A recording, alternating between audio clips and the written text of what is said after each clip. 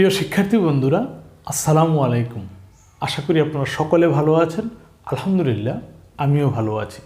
পৃথিবীর যে প্রান্ত থেকে বসে আপনারা এই ক্লাস দেখছেন, আপনাদের সকলের প্রতি আন্তরিক শুভেচ্ছা, অভিনন্দন এবং আন্তরিক ভালোবাসা। ফ্রেন্ডস, আজকের ইংরেজি রিডিং লেসনে আমরা অত্যন্ত চমৎকার একটি গল্প নির্বাচন করেছি। এই লেসন থেকে আমরা প্রথমত সুন্দর এই গল্পটি শিখব, মানে এই গল্পকে অনুধাবন করতে শিখব, পাশাপাশি ইংরেজি রিডিং করতে শিখব এবং শিখব এখানে ব্যবহৃত কিছু গুরুত্বপূর্ণ শব্দের অর্থ। আমি আশা করব ক্লাসের শুরু থেকে শেষ পর্যন্ত আপনারা খুব মনোযোগের সাথে টোটাল রিডিংটা শুনবেন এবং গুরুত্বপূর্ণ শব্দগুলো নোট করে লিখে লিখে শব্দ এবং তার অর্থগুলো বানান সহ সুন্দর করে আয়ত্ত করে নেবেন। যদি এইভাবে করতে পারেন তাহলে আপনি ভাগ্যবান এবং ধীরে ধীরে ইনশাল্লাহ অবশ্যই আপনি ইংরেজিতে ভালো হয়ে উঠবেনই। আর যদি নামমাত্র দেখে চলে যান তাহলে দুর্ভাগ্য। শুধু সাময়িক ক্লাসটা উপভোগ করছেন, আপনার কোনো উপকার হয়তো হয়নি। তো যাই হোক ফ্রেন্ডস, আমি আশা করব আপনারা যেন উপকৃত হন, আপনাদের যেন কাজে আসে, আপনারা সেইভাবে ক্লাসকে গ্রহণ করবেন।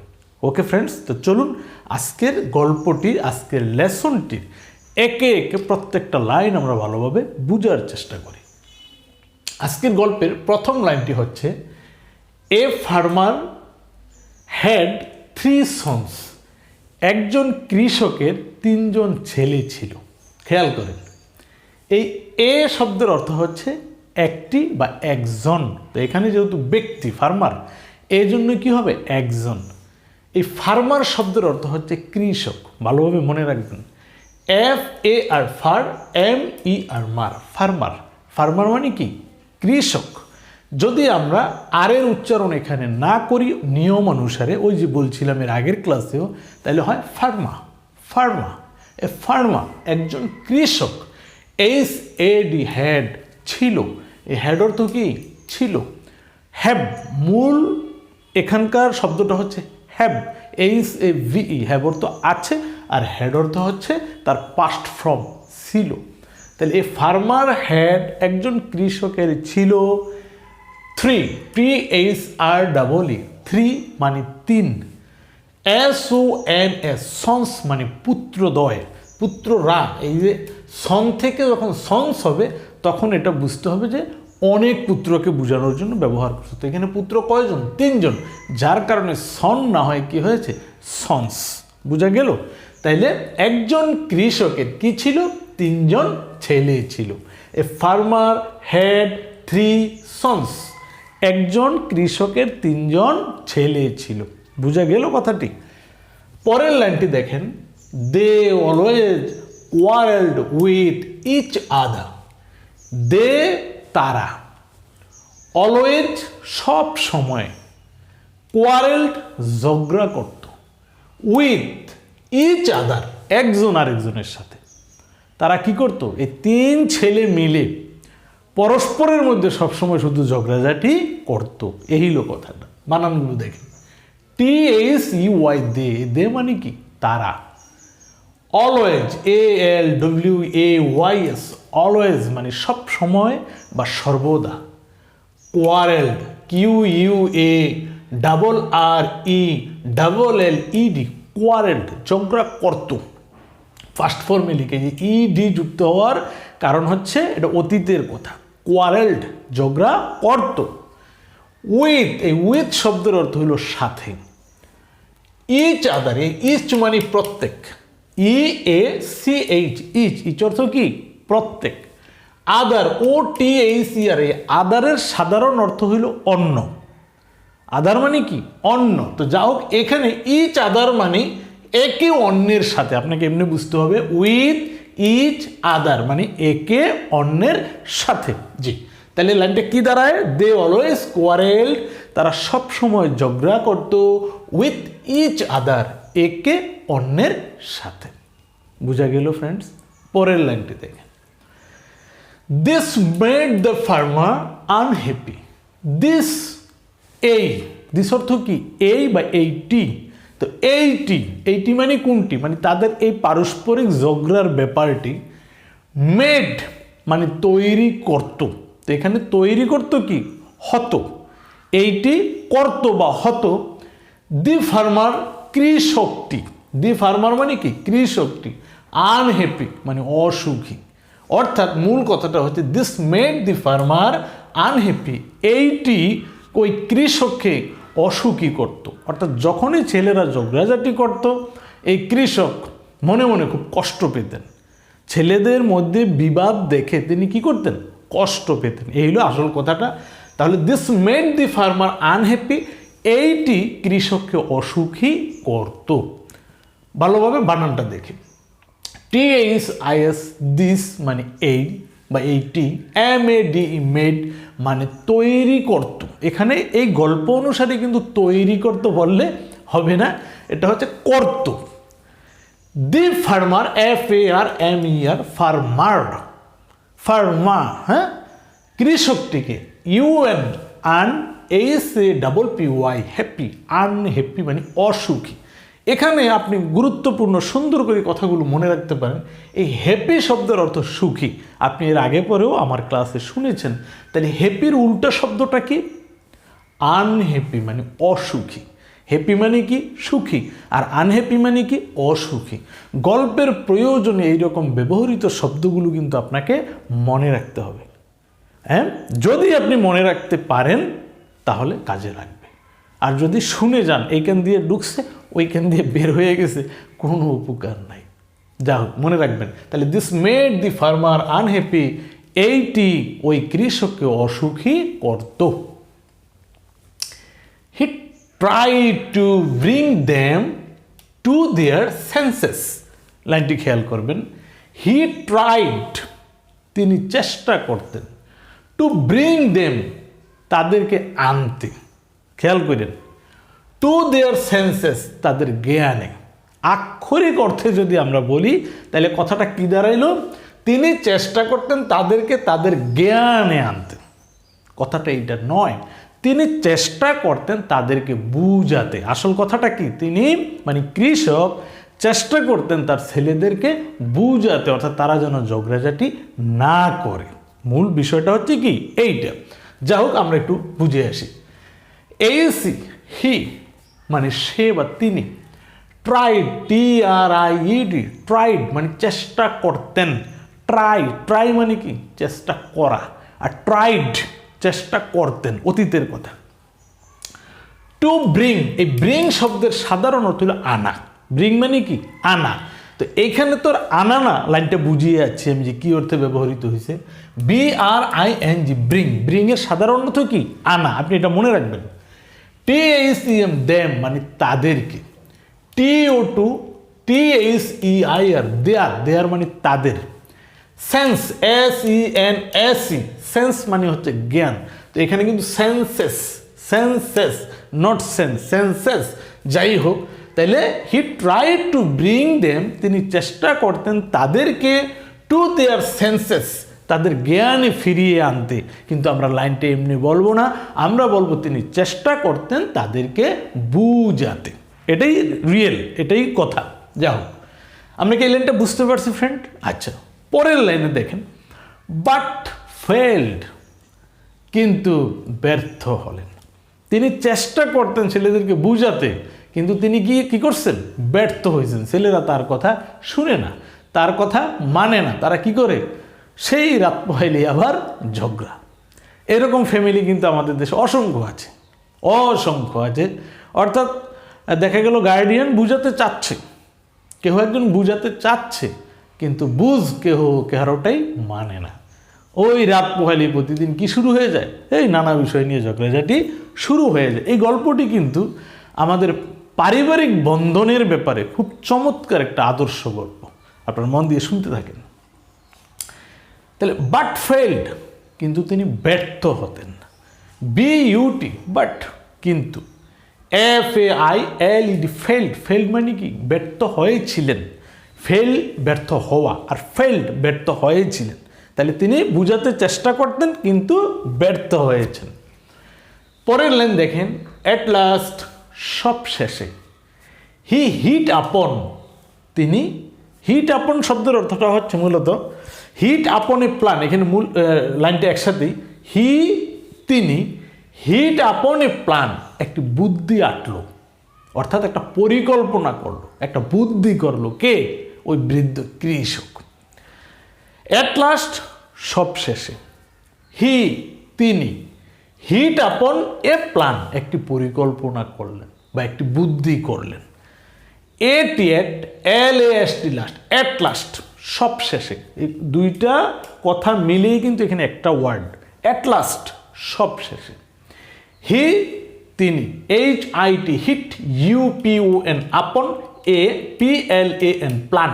এই প্ল্যানের সাধারণ অর্থ হচ্ছে পরিকল্পনা। প্ল্যান অর্থ কি? পরিকল্পনা। এটা আমরা এমনিও বলি, তাই না? দোস্ত আজকে বিকেলে কই যাইবা, কি প্ল্যান পরিকল্পনা করছো, আমরা বলি। তাহলে প্ল্যান মানে কি?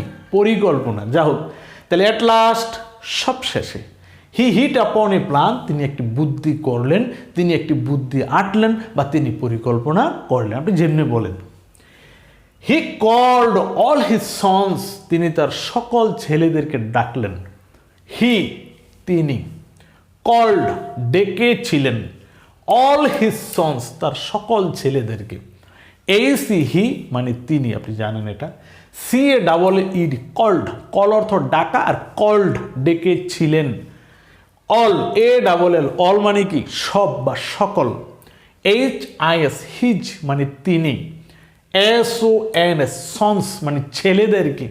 তাহলে কি দাঁড়াইল? He called all his sons, তিনি তার সকল ছেলেদেরকে ডেকেছিলেন। And asked them to bring a bundle of sticks, এবং তাদেরকে বলেছিলেন এক আটি লাঠি আনার জন্য। তিনি ছেলেদেরকে ডাকলেন এবং কি বললেন? সকলকে বললেন যে তোমরা এক আটি লাঠি নিয়ে আসো। জি, চলেন একটু বানানগুলো বুঝে আসি। অ্যান্ড তো আপনারা বুঝেন, ASKED আস্কড, এখানে মূল শব্দটা হচ্ছে আস্ক, ASK আস্ক। এই আস্ক মানে হচ্ছে জিজ্ঞাসা করা। তো আস্ক থেকে কি হয়েছে? আস্কড মানে তিনি জিজ্ঞাসা করেছিলেন। তো এখানে জিজ্ঞাসা করেছিলেন না, এখানে কথাটা হবে তিনি বলেছিলেন। কি হবে? তিনি তাদেরকে বলেছিলেন। কি বলেছিলেন? TACM দেম, দেম মানে তাদেরকে। To bring, BRING bring, to bring মানে আনতে। একটি, BUNDLE বান্ডিল, বান্ডিল মানে কি? আটি। বান্ডিল মানে কি? আটি। যেমন আমরা অনেকগুলো বই একসাথে যদি একটা সুতা দিয়ে বেঁধে ফেলি, তখন আমরা কি বলি? এক বান্ডিল বই, এক বান্ডিল খাতা। তো এরকম বলি না? জি। তো এই লাঠি যখন অনেকগুলো একসাথে বাঁধা হয়, তখন কি? একটা আটি হয় বা একটা বান্ডিল হয়। সেজন্যই বলে যে এ বান্ডিল অফ STICKS স্টিক্স। এই স্টিক্স শব্দের অর্থ হইল লাঠি। এই যে এটা কি? একটা স্টিক্স, তাই না? তো কি হইল? অ্যান্ড আস্কড দেম, এবং তাদেরকে বললেন two bring a bundle of sticks, এক আটি লাঠি আনতে। কথা কি বুঝা গেল? পরের লাইন দেখেন। অ্যাকর্ডিংলি, এই অ্যাকর্ডিং শব্দের অর্থ হলো অনুসারে। অ্যাকর্ডিংলি তদানুসারে, মানে ওই যে বাবা যেমনি বলছেন তারা সেই অনুসারে, সেই কথা অনুসারে বোঝানোর জন্যই এই অ্যাকর্ডিংলি শব্দটি ব্যবহার করা হয়। তাইলে ACCORDING অ্যাকর্ডিং, LYLE অ্যাকর্ডিংলি মানে কি? সেই অনুসারে। দে ব্রট তারা এনেছিল, এ বান্ডিল অফ স্টিক্স এক আটি লাঠি। মানে তার বাবা যে বলল লাঠি আনতে, সে অনুসারে তারা কি করছে? এক আটি লাঠি এনেছিল। দেখেন, অ্যাকর্ডিংলি বলছি, অনুসারে। TACY দে মানে তারা জানেন, BROUGH ব্রট এনেছিল। আপনারা এখানে ব্রিং দেখেছিলেন, এই ব্রিং মানে কি? আনা। আর এই ব্রিং এর পাস্ট ফর্ম হচ্ছে ব্রট, মানে অতীতকাল বুঝাতে ব্যবহৃত হয় এই ব্রট। তাহলে দে ব্রট তারা এনেছিল এ বান্ডিল অফ স্টিক্স এক আটি লাঠি। পরের line, then the farmer asked them to break it. খেয়াল করেন, then the farmer asked them, তারপর কৃষক বলেছিলেন টু ব্রেক ইট, আটিটি ভাঙ্গার জন্য। অর্থাৎ যখন তারা লাঠির আটি আনলো তখন কৃষক তাদেরকে কি বলল, এই আটিটা তাদেরকে ভাঙতে বলা হইল। দেন তারপর দি ফার্মার, কৃষকটি, আস্কড দেম, তাদেরকে বলেছিলেন to break it, BREAK, break মানে কি, ভাঙ্গা। তাহলে টু ব্রেক ইট, এটি ভাঙ্গ। অর্থাৎ লাঠির আটি আনার পর কৃষক বলেছিলেন যে এবার এই আটিটারে ভাঙ্গ।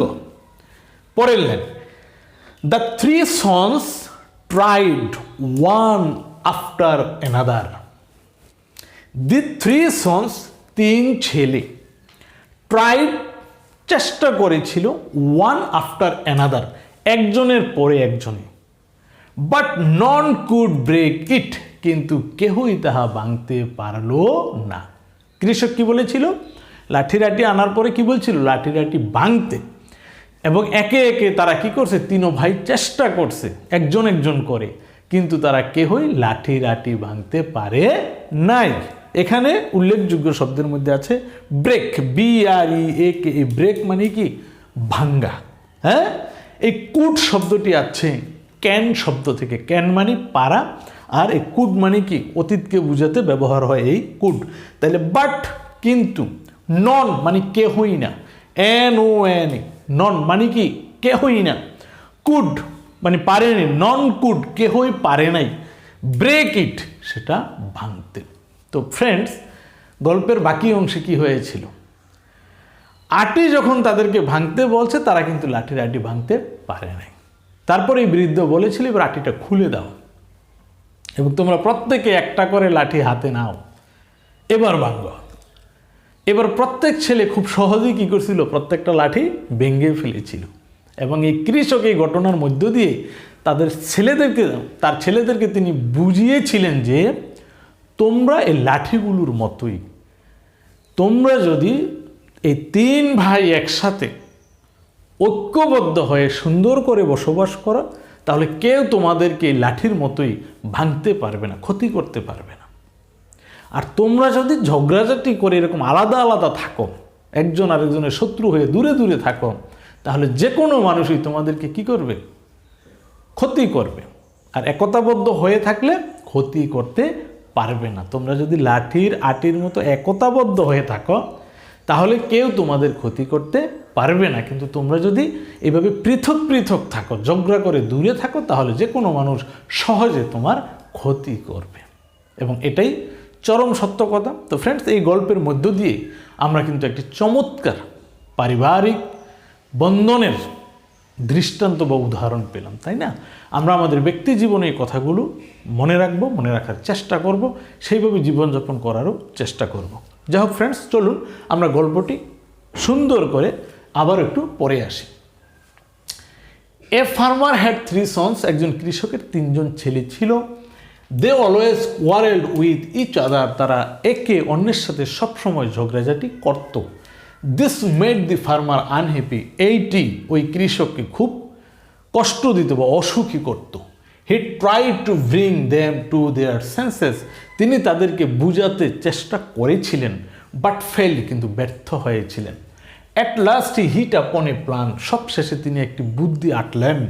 হি called all his sons and asked them to bring a bundle of sticks, তিনি তার সকল ছেলেদেরকে ডাকলেন এবং বললেন একটি লাঠির আটি নিয়ে আসার জন্য। অ্যাকর্ডিংলি, সেই অনুসারে they brought a bundle of sticks, তারা এক আটি লাঠি আনলেন। Then the farmer asked them, তারপর ওই কৃষক তাদেরকে বললেন টু ব্রেক ইট, এটা ভাঙতে। The three sons tried one after another, তিন ছেলে একজনের পর একজন চেষ্টা করল, বাট কিন্তু নন কুড ব্রেক ইট, কেহই তাহা ভাঙতে পারল না। আপনারা আমার সান একাডেমির সাথে যারা ইংরেজি রিডিং করতেছেন, আমার বিশেষ অনুরোধ হচ্ছে এই গল্পের প্রত্যেকটা শব্দেরই আমি আলাদা আলাদা অর্থ বলার চেষ্টা করেছি। তারপরও আমি কঠিন বা বড় শব্দগুলো আরেকবার বলে দিচ্ছি। দেখেন, ফার্মার, কৃষক, এফ ইয়ার ফার, এম ইয়ার মার, ফার্মার মানে কি কৃষক। সন মানে পুত্র, আর সন্স মানে একাধিক পুত্র বুঝাতে কি ব্যবহার হয় সন্স। তাহলে আপনি মনে রাখবেন এই সন মানে কি পুত্র। অলওয়েজ মানে সব সময়, কোয়ারেল্ড মানে ঝগড়া করত, ইচ আদার একে অন্যের সাথে, মেড মানে তৈরি করেছিল, ফার্মার কৃষক, একবার বলছি আনহ্যাপি অসুখী, প্রাইড চেষ্টা করেছিল, ব্রিং আনা, সেন্সেস মানে জ্ঞান, ফেল মানে অকৃতকার্য হওয়া, ব্যর্থ হওয়া, তারপরে প্ল্যান পরিকল্পনা, কল্ড ডেকেছিল, আস্কড জিজ্ঞাসা করেছিল বা বলেছিল, ব্রিং আনতে, বান্ডিল আটি, স্টিক্স লাঠি, অ্যাকর্ডিংলি অনুসারে, ব্রট এনেছিল। হ্যাঁ, তারপরে আছে কি এখানে ব্রেক ভাঙ্গা, আর তেমন কোনো নতুন শব্দ নাই। ও এখানে আছে কি নন মানে কেহই না, কুড, কুড মানে কি ক্যানের পাস্ট ফর্মে পারা বা পেরেছিল ইত্যাদি। অ্যানাদার মানে অন্য, অ্যানাদার মানে কি অন্য, ওয়ান আফটার অ্যানাদার একের পর এক, এইভাবে। যা হোক, তাহলে আপনারা এই শব্দগুলোর বানান সহ অর্থগুলো ভালোভাবে যদি আয়ত্ত করে নিতে পারেন, ইনশাল্লাহ দিনে দিনে ঠিকই আপনি ইংরেজি সহজভাবে পড়তে পারবেন। তো ফ্রেন্ডস, ভয় পাওয়ার কিছু নেই, অধৈর্য হওয়ার কিছু নেই, আমি পারবো না এইরকমভাবে হতাশ হওয়ারও কিছু নেই। চেষ্টার পর চেষ্টা করেন। কবি কি বলেছিলেন, একবার না পারিলে দেখো শতবার। আপনিও দেখেন, চেষ্টা করেন, ইনশাল্লাহ সবাই পারলে আপনিও পারবেন, কোনো সমস্যা নেই। নিয়মিতভাবে ক্লাসগুলো করতে থাকেন, চেষ্টা করতে থাকেন। ভালো মন্দ সুবিধা অসুবিধা আমি নাম্বার দিয়ে দিয়েছিলাম না, আপনারা ইমুতে আমার সাথে জানান, অসুবিধা নেই।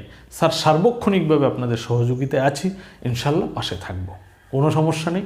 তো যা হোক ফ্রেন্ডস, আজকের ক্লাসটি যদি ভালো লাগে অবশ্যই লাইক, আপনাদের কোনো বুদ্ধি পরামর্শ কথা থাকলে কমেন্টস, এবং আপনি আমার চ্যানেলে একেবারে নতুন হয়ে থাকলে প্লিজ চ্যানেলটি সাবস্ক্রাইব করে পাশে থাকা বেল বাটনটি বাজিয়ে দেবেন।